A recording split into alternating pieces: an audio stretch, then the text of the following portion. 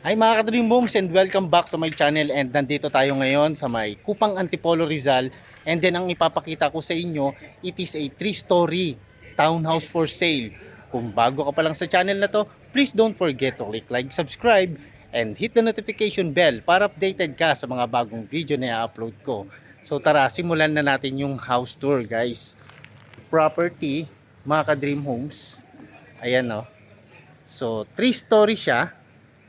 So yan, 3-story, and then yung price and details nito nasa description box.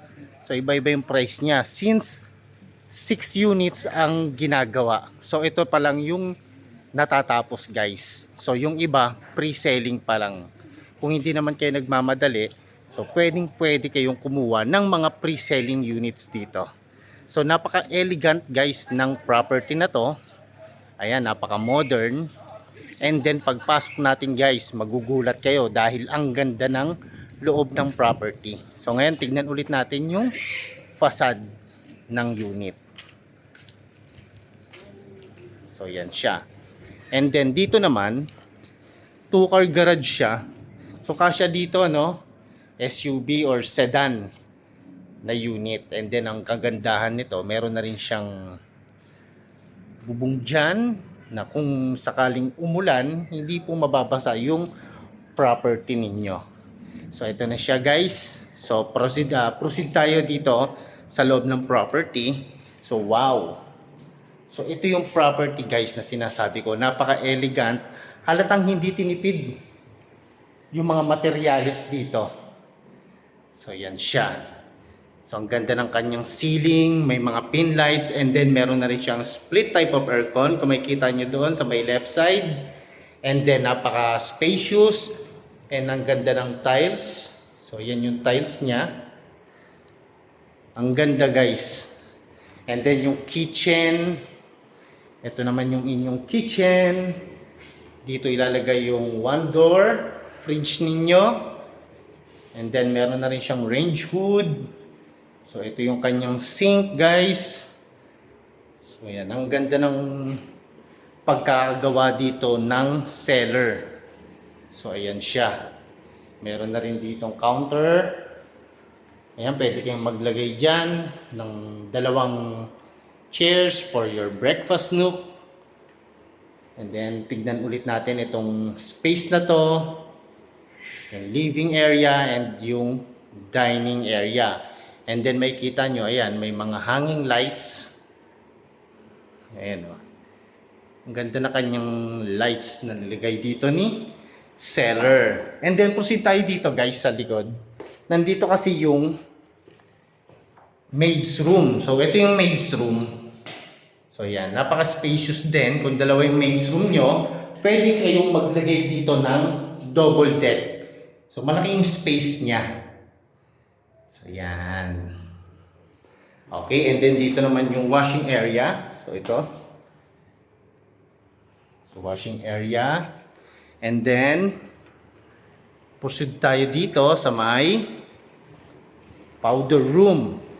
Nandito sa may ground floor. Yan, may mga mirror, exhaust fan, and then may lights. So ang ganda ng pagkakagawa dito ni seller. So halatang hindi siya tinipid. And then meron palang space dito. Yan, pwede kayong maglagay dyan ng yung inyong mga equipments for cleaning equipments. And then dito naman kung mapapansin nyo itong ano na yan, pader na yan. Ginawa siya para siyang industrial design din. Ang ganda. And then nandito tayo sa stairs. So ang laki ng space ng stairs, hindi siya bitin habang umaakyat tayo. Hindi bitin yung stairs dito. So pwede kasya rito. 2 tao pwede kayong magkasalubong. So yan. And then nandito na tayo guys sa may second floor. So anong una natin titignan? Ito na lang. Yung toilet and bath dito sa may second floor. So ito siya. Laki rin ng space ng toilet and bath. And then ang kagandahan dito sa may bedroom number 1. Ito yung bedroom number 1. Pwede dito, kasya rito single type of bed. May sarili na ring split type of aircon. So ito siya. Tayo sa kabilang side. Yan. So malaki yung space ng bedroom number 1.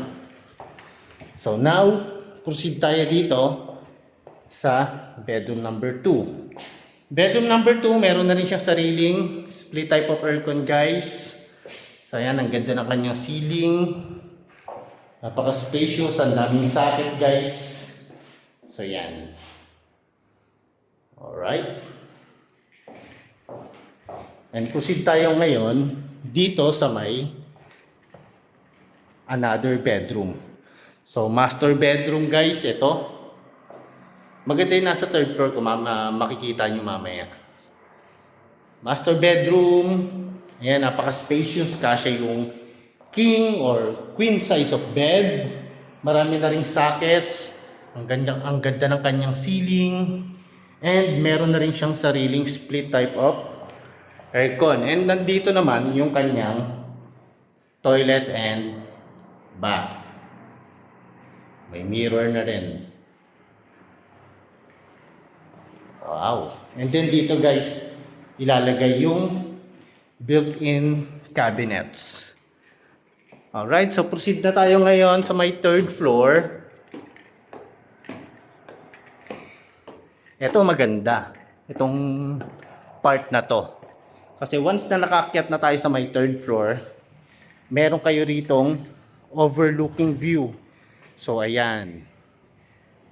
May city view, may mountain view, and then pwede nyong gawing itong event area. So ito siya. May mga pin lights. Pagpasensyaan nyo na, marami pa siyang gamit. So totally hindi pa talaga siya tapos. And then dito sa last part, guys, nandito yung inyong family area, or pwede nyo rin siyang gawing master bedroom. Another master bedroom. Tapos yung nasa second floor, pwede nyo gawing isang maliit na master bedroom. So ito siya. Pwedeng gawin tong master bedroom, guys. Ang laki ng space. So yan. Diba? And then meron din siya ditong toilet and bath. Ayan, so may bathtub siya dito. So pwede to para sa master bedroom kung naghahanap kayo ng mas malaking room. And then ito, nandito naman yung mountain view nyo, guys. So ito siya. Dito ako ngayon sa may balcony. Merong balcony. Ayan, guys, kung interested kayo na makita itong property, pwede tayo mag-set ng site viewing. So ang pagkakaalam ko, ang available na lang dito is nasa 4. So meron na rin daw na sold na 2 unit. So ngayon, mga ka-Dream Homes, tawagin nyo na ako, kontakin nyo ako through my Viber, WhatsApp, or SMS para makita na natin ito ng actual. Again, this is your Dream Home Buddy, Marvin Marquez. Magkita-kita tayo muli sa aking susunod na house tour. God bless and bye-bye!